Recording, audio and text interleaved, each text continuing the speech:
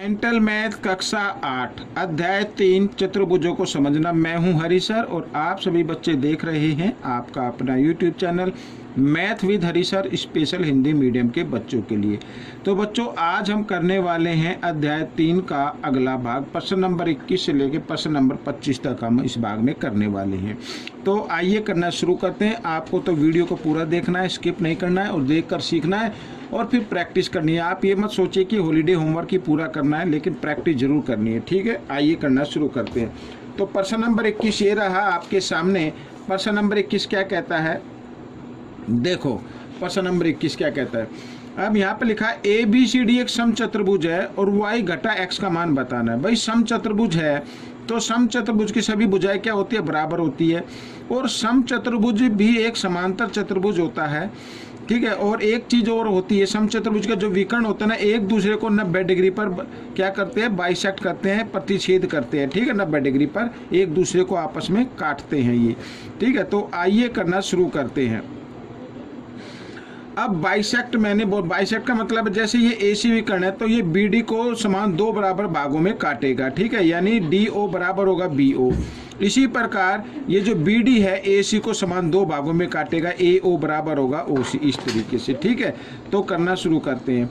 तो सबसे पहले हमें जो मान ज्ञात करना है वो y माइनस एक्स का करना है। तो यहाँ पर जो बच्चों y की वैल्यू होगी वो होगी बच्चों 90 डिग्री, 90 डिग्री का होगा। ठीक है ना, क्यों यहाँ पर मैं लिख देता हूँ समचतुर्भुज के विकर्ण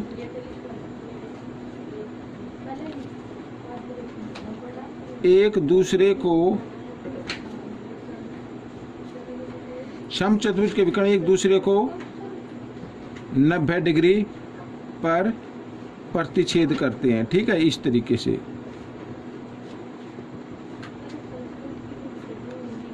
ये मैंने लिख दिया। ठीक है, तो y की वैल्यू क्या होगी, 90 डिग्री होगी। अब हमें x का मान निकालना है। तो x का मान निकालना, ये 90 का हो गया, ये भी 90 का हो गया। तो बच्चों ये मान निकाल लो आप पहले कोण 1 का। ठीक है, अब देखो यहाँ पर मैंने कहा ना समचतुर्भुज भी एक समांतर चतुर्भुज होता है। तो इसका मतलब क्या होगा कि AB समांतर होगी CD के, व ठीक है, AB समांतर होगी CD व BD एक तिर्यक रेखा होगी, BD एक तिर्यक रेखा है। इस तरीके से करना है। ये एक अगर तिर्यक रेखा है तो उसका मतलब कोण 1 बराबर होगा यहाँ पर 40 डिग्री के, यानी ये कोण और ये कोण ये आपस में क्या होंगे, बराबर होंगे। इन्हें बोलते हैं एकांतर कोण।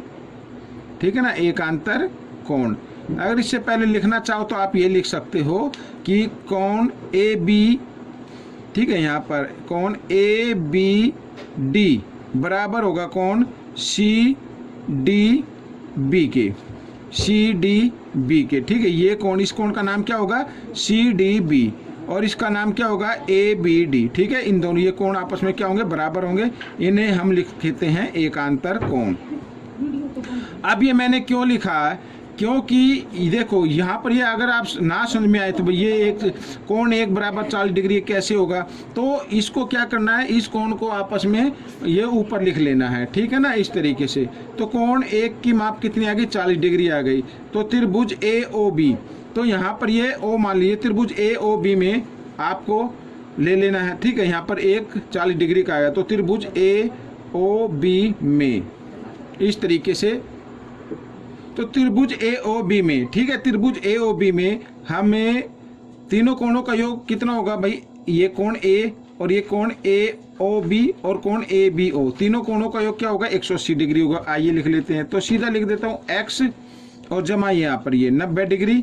ठीक है, ये 90 डिग्री का होता है, और जमा कोण 1 बराबर कितने का होगा, 180 डिग्री का होगा। ठीक है, तो x का तो मान निकालना है आपको, 90 और 1 की माप आ गई 40 डिग्री, तो दोनों को जमा कर देंगे 180 डिग्री, और x का मान निकाले तो 180, 90 और 40 130 होता है, जो इधर जमा में इधर आकर वो ठीक है राइट साइड में आएगा तो माइनस का हो जाएगा इस तरीके से। ठीक है, तो आपको लिखना है x की वैल्यू आ गई 180 में से 130 अगर हम माइनस कर दें तो कितना आ जाएगा बच्चों, 50 डिग्री आ जाएगा। ठीक है, कितना आ गया 50। बच्चों आगे मैं इस पेज पर बताता हूँ क्योंकि आगे जगह कम है। ठीक है, x का मान आ गया है, y का भी मान हमने निकाल लिया है। ठीक है, y का भी मान हमने निकाल लिया है। y का मान कितना है 90 डिग्री, ये रहा आपके सामने, मैं आपको दिखाता हूँ। y का मान आ गया 90 डिग्री। हमें जो मान निकालना है वो निकालना y घटा x, ठीक है ना, y घटा x। आइए निकालते हैं। तो y का मान कितना है 90 डिग्री, घटा x का मान कितना, ये रहा 50 डिग्री। तो 90 में से 50 आप घटा दीजिए, ये आपका उत्तर बन गया। ठीक है, इस तरीके से ये आपका प्रश्न हल हो गया है। ठीक है, क्वेश्चन नंबर 22 रह गया है, वो हम चलो पहले कर लेते हैं। क्वेश्चन नंबर 22 ये रहा आपके सामने। ठीक है, 23 को बाद में कर लेते हैं। क्वेश्चन नंबर 22 ये रहा आपके सामने, ये कर लेते हैं। ठीक है, तो ये थोड़ा सा आगे पीछे लिखा गया था। देखो क्या कहता है, यदि किसी वर्ग का क्षेत्रफल 289 वर्ग सेंटीमीटर है तो उसके विकर्ण की लंबाई बताओ। अब विकर्ण की लंबाई बताओ, तो विकर्ण की लंबाई तभी बता पाएंगे जब हमें भुजा का मालूम होगा। ठीक है, भुजा कितनी है, तो भुजा तो मालूम है नहीं, तो हम मान लेते माना वर्ग की भुजा, माना वर्ग की भुजा, माना वर्ग की भुजा x सेंटीमीटर मान लेते हैं। ठीक है, ये मान लिया। अगर वर्ग की भुजा 1 सेंटीमीटर है तो वर्ग का क्षेत्रफल क्या होगा, वो निकालिए। वर्ग का क्षेत्रफल क्या होता है, भुजा गुणा भुजा, यानी कि x की घात 2, ये होगा। मगर दिया हुआ क्षेत्रफल कितना है उसको भी लिख लो। मगर दिया हुआ क्षेत्रफल, मगर दिया हुआ क्षेत्रफल कितना है 289, ठीक है, वर्ग सेंटीमीटर, ये दिया हुआ है। ठीक है, तो दोनों को हमें क्या करना, बराबर रख देना है। हमारा तो ये आया है x की घात 2, लेकिन दिया हुआ है 289, दोनों को बराबर रख देंगे। x का मान निकालना है, तो 289, ये इधर जो वर्ग है ना, बराबर के निशान से इधर आएगा तो वर्गमूल में बदल जाएगा, और 289 का वर्गमूल होता है बच्चों 17। ठीक है, तो भुजा कितनी आ गई, 17 आ गई। अब भुजा 17 आ गई है, तो आपको एक सीधा मैं बताता हूं विकर्ण की लंबाई, वर्ग के विकर्ण की लंबाई कैसे लिखनी है। वर्ग के विकर्ण की लंबाई लिखनी है आपको 17 वर्गमूल 2, ठीक है, सेंटीमीटर, ये आपका आंसर बन जाएगा। अब कितनी भी हो, देखो यहाँ पर अगर मैं लिखता हूँ इस तरीके से, मान लीजिए ये 5 है, ये भी 5 है, ये भी 5 है, ये भी 5 है, वर्ग है। अगर इसके विकर्ण की लंबाई निकालनी है तो आपको लिख देना 5 वर्गमूल 2। ठीक है ना। अब ये कैसे आता है, कुछ बच्चे कहेंगे सर ये कैसे आया, तो आइए मैं बताता हूँ। देखो इस तरीके से 17 सेंटीमीटर वर्ग की सभी भुजाएं बराबर होती है, ये भी 17 होगी, ठीक है ना, ये भी 17 होगी, ये भी 17 है, ये होता है विकर्ण। तो ए बी सी डी, ठीक है, ए बी सी। अब त्रिभुज ए बी सी लेना है, क्योंकि वर्ग का प्रत्येक कोण कितने का होता है, 90 डिग्री का होता है। तो त्रिभुज ए बी सी में, ठीक है, त्रिभुज ए बी सी में, तो इसमें ए सी का वर्ग बराबर होगा ए बी का वर्ग जमा बी सी का वर्ग, इस तरीके से बराबर होगा। तो ए सी का वर्ग निकालना है, तो ए बी क्या है 17, तो 17 का वर्ग, ठीक है, और इधर भी 17 का वर्ग, ठीक है। अब क्या करना होगा, ए सी का वर्ग 17 का वर्ग कितना होता है 289, इधर भी 289, ठीक है, ये हो गया। अब दोनों को अगर हम जमा कर दें तो जमा करो कितना आता है, ठीक है, 9 और 9 18 का 8 का हासिल 1, 8 और 8 16 और 1 17 का 7 का हासिल 1, 2 और 2 4 और 1 5, ये आ गया। इधर जो वर्ग था इधर आकर वो वर्गमूल में बदल देना ऐसे, ठीक है, बदल गया। आइए अब इसका वर्गमूल निकाल लेते हैं।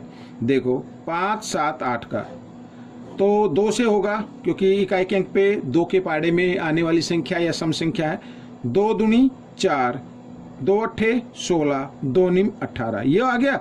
अब ये 17 से होगा, 17 का, क्योंकि ये प्राइम नंबर से होगा, ठीक है, 289 17 का वर्ग है, तो 17 से होगा, 17 ही आ जाएगा, और 17 को 17 से करेंगे। अब देखो जोड़ा किसका बना है, एसी की लंबाई निकालने, जोड़ा किसका बना है, वर्ग मूल जब निकालते हैं तो जोड़ा बनाना पड़ता है, पेयर बनाना पड़ता है। जोड़ा बना 17, तो इसमें से एक 17 बाहर निकाल लेंगे, और जिस नंबर का जोड़ा नहीं बना उसको अंदर रहने देंगे, ये आ गया, ठीक है। तो आपसे आगे, ये तो मैंने बता दिया एक्सप्लेन करके, आपसे आगे आपको एक ही काम करना है, बस जितनी भी वर्ग की भुजा हो उसको बाहर लिखना, वो वर्गमूल में क्या लिख देना, 2 लिख देना। ये अगर 11 है तो 11 हो जाए 11 वर्गमूल 2 हो जाएगा। इस तरीके से करना है, ठीक है। आइए करते हैं प्रश्न नंबर 23। ये रहा आपके सामने। प्रश्न नंबर 23 कहता है यदि किसी वर्ग का विकर्ण की लंबाई, वर्ग के विकर्ण की लंबाई गिवन है सेंटीमीटर है, तो इसका क्षेत्रफल क्या होगा। अब क्षेत्रफल ज्ञात करने के लिए हमें भुजा चाहिए। अब भुजा तो है नहीं, ठीक है, तो हम भुजा मान लेते हैं x। माना वर्ग की भुजा, वर्ग की भुजा की लंबाई बराबर x सेंटीमीटर, ये मान लिया हमने, ठीक है, x सेंटीमीटर हो गया। अब क्या करना है, अब विकर्ण की लंबाई दी हुई है, तो अगर वर्ग के विकर्ण की लंबाई हम निकाले तो क्या आएगी, वर्ग के विकर्ण की लंबाई, वर्ग के विकर्ण की लंबाई क्या होगी, मैंने अभी बताया जो भुजा हो उसकी लंबाई को रखना बाहर, वर्गमूल 2 कर देना है, ऐसे ये वर्ग के विकर्ण की लंबाई आएगी, ठीक है। आप इस तरीके से निकाल के भी देख सकते हैं, ये x है, ये x है, और ये निकालना है आपको, ये तो यही आ जाएगी, ठीक है। वर्ग के विकर्ण की लंबाई आ गई। मगर दी हुई विकर्ण की लंबाई कितनी है वो लिख लेते हैं, मगर विकर्ण की लंबाई, मगर विकर्ण की लंबाई है 12 वर्गमूल 12, ठीक है। आई तो हमारी कितनी है, x वर्गमूल 2 आई है, और दी हुई है 12 वर्गमूल 12। तो हम क्या करेंगे, ये वर्गमूल 2 इधर है ना, गुणा में, इधर आकर ये भाग में आ जाएगा, तो 12 वर्गमूल 12 और इधर बटे में वर्गमूल 2, ठीक है। वर्गमूल से वर्गमूल भाग हो सकता है, तो 2 एकम 2, 2 छिक 12, तो कितना आ गया, 12 वर्गमूल 6 आ गया। ये क्या आ गई, भुजा की लंबाई आ गई। हमें क्या निकालना, क्षेत्रफल निकालना है। क्या निकालना है, क्षेत्रफल। तो क्या क्षेत्रफल क्या होगा, क्षेत्रफल का फॉर्मूला आपको मालूम है ना, क्या होता है, भुजा, ये भुजा होगी ना, भुजा गुणा भुजा, ठीक है, इस तरीके से। तो 12 को 12 से गुणा करेंगे तो 144 आएगा। वर्गमूल 6 को वर्गमूल 6 से गुणा करेंगे तो 6 आ जाएगा। अब 6 से गुणा कर दीजिए, आपका उत्तर आ जाएगा। 6 चौक 24 का 4 का हासिल 2, 6 चौक 24 और 2 26, हासिल 2, 6 कम 6 2 8, ये आ गया बच्चों वर्ग सेंटीमीटर, ठीक है, वर्ग सेंटीमीटर, ये आपका उत्तर आ गया 864, ठीक है। आइए करते हैं प्रश्न नंबर 24, क्या कहता है प्रश्न नंबर 24, एक आयत के विकर्णों की लंबाई x जमा 3 सेंटीमीटर तथा 2x घटा 7 सेंटीमीटर है, तो x का मान बताना। तो x का मान बताना है, ठीक है ना। विकर्ण की लंबाई, आयत के विकर्ण बराबर होते हैं, मैं लिख देता हूं, आयत के विकर्ण बराबर होते हैं,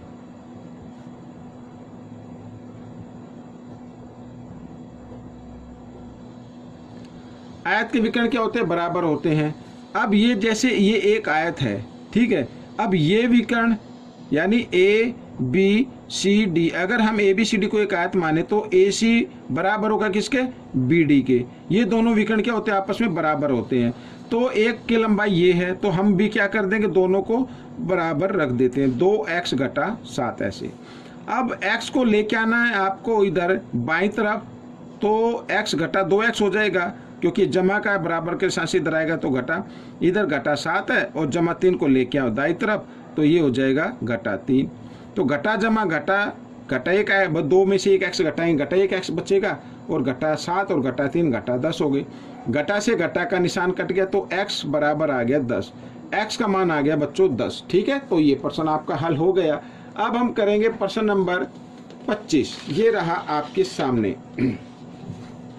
प्रश्न नंबर 25 क्या कहता है, देखो प्रश्न नंबर 25 कहता है एक समचतुर्भुज के विकर्णों की लंबाई 16 सेंटीमीटर तथा 12 सेंटीमीटर है, समचतुर्भुज का परिमाप बताना है। इस तरीके से ये ऐसे, ये एक समचतुर्भुज हो गया, ठीक है, ए बी सी डी, ये एक विकर्ण हो गया और ये दूसरा विकर्ण हो गया। अब इसमें लंबाई ये ए से ज्यादा लंबा, तो ये क्या हो गया, 16 सेंटीमीटर हो गया, ठीक है, 16 सेंटीमीटर, और ये हो गया 12 सेंटीमीटर, ठीक है। तो हमें क्या करना है, समचतुर्भुज का परिमाप बताना। परिमाप हम कैसे बताएंगे भाई, समचतुर्भुज की सभी भुजाएं बराबर होती हैं। अगर हम ए बी की लंबाई निकाल लें, ठीक है, तो हम इसका परिमाप बता सकते हैं।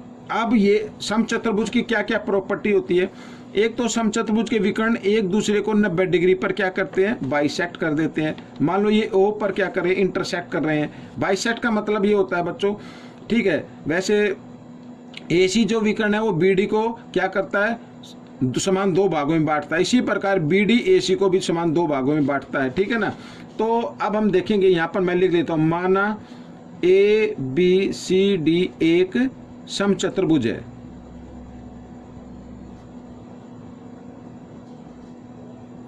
जिसमें, ठीक है, ए सी व बी डी इसके विकर्ण हैं।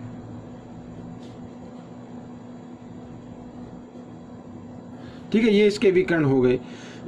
तो अब क्या करना है, तो यहां पर लिख दो ए ओ बराबर होगा ओ सी व बी ओ बराबर होगा ओ डी, ठीक है ना। समझ में आया। समचतुर्भुज के जो विकर्ण होते हैं वो एक विकर्ण दूसरे विकर्ण को समान दो भागों में बांट देता है, ठीक है। समचतुर्भुज का विकर्ण एक विकर्ण को दूसरे विकर्ण जो होता है, पहला विकर्ण दूसरे विकर्ण को समान दो भागों में बांट देता है, ठीक है। अब ए यानी हमें ए ओ की लंबाई निकालनी है। ए ओ की लंबाई क्या होगी, ए सी की आधी होगी, ए सी की क्या होगी, आधी। तो आइए आगे कर लेते हैं। तो ए ओ बराबर 1/2, ए सी कितनी है 16, तो 2 एकम 2, 2 अट्ठे 16, तो ए ओ कितनी आ गई, 8 आ गई, 8 सेंटीमीटर, ठीक है। इसी प्रकार आप निकाल लो बी ओ। बी ओ की लंबाई भी कितनी होगी, आधी होगी, किसकी, बी डी की आधी होगी। तो बी डी कितनी है, यहां पर आगे कर लो। तो बी डी है 12, तो 2 एकम 2, 2 छिक 12, तो बी ओ कितनी आ गई, 6 सेंटीमीटर आ गई, ठीक है। ये 6 सेंटीमीटर आ गई। अब क्या करना है, अब त्रिभुज लेने, त्रिभुज ए ओ बी में, क्योंकि यहाँ पर ये विकर्ण जो हैं एक दूसरे को 90 डिग्री पर काटते हैं, तो 90 डिग्री के जो सामने भुजा होती है वो सबसे बड़ी भुजा होती है। तो सबसे बड़ी भुजा का वर्ग यानी ए बी का वर्ग, ठीक है, यह ए बी का वर्ग बराबर होगा ए ओ का वर्ग जमा बी ओ का वर्ग। तो ए ओ का वर्ग जमा बी ओ का वर्ग, ये बराबर होगा। आइए कर लेते हैं आगे। ए बी का वर्ग बराबर ए ओ कितनी है, ए ओ है 8 का वर्ग और जमा बी ओ का वर्ग, बी ओ कितनी है 6 का वर्ग। तो 8 का वर्ग कितना होता है 64 और 6 का वर्ग होता है 36, दोनों को जमा किया तो कितना आ गया 100 आ गया। तो ए बी बराबर 100, ये इधर जो वर्ग था बराबर के साथ से इधर लेके आएंगे तो वर्गमूल में बदल देना। अब 100 का वर्गमूल होता है 10, तो 10 सेंटीमीटर आ गई, ठीक है। भुजा कितनी आ गई 10 सेंटीमीटर। अब समचतुर्भुज का परिमाप निकालना है। समचतुर्भुज का परिमाप, क्योंकि वर्ग की भुजाएं और समचतुर्भुज भुजाएं बराबर होती हैं, तो फॉर्मूला वही लगाओ, 4 गुणा भुजा, 4 गुणा भुजा। तो 4 गुणा भुजा कितनी है 10, तो 10 चौक कितना हो गया, 10 चौक 40, 40 सेंटीमीटर आ गया भाई। परिमाप कितना आ गया 40 सेंटीमीटर। इस तरीके से प्रश्न आपका हल हो गया है। आपको ये प्रश्न कैसा लगा मुझे जरूर बताना, और इसमें से सीखकर दूसरे बच्चों को जरूर सिखाना है, ताकि आपके अच्छे मार्क्स आ सके, अच्छे नंबर आ सके और अच्छी रैंक आ सके, ठीक है। मिलेंगे अगले भाग में, तब तक आप वीडियो को पूरा देखें और देखकर अभ्यास शुरू कीजिए। धन्यवाद।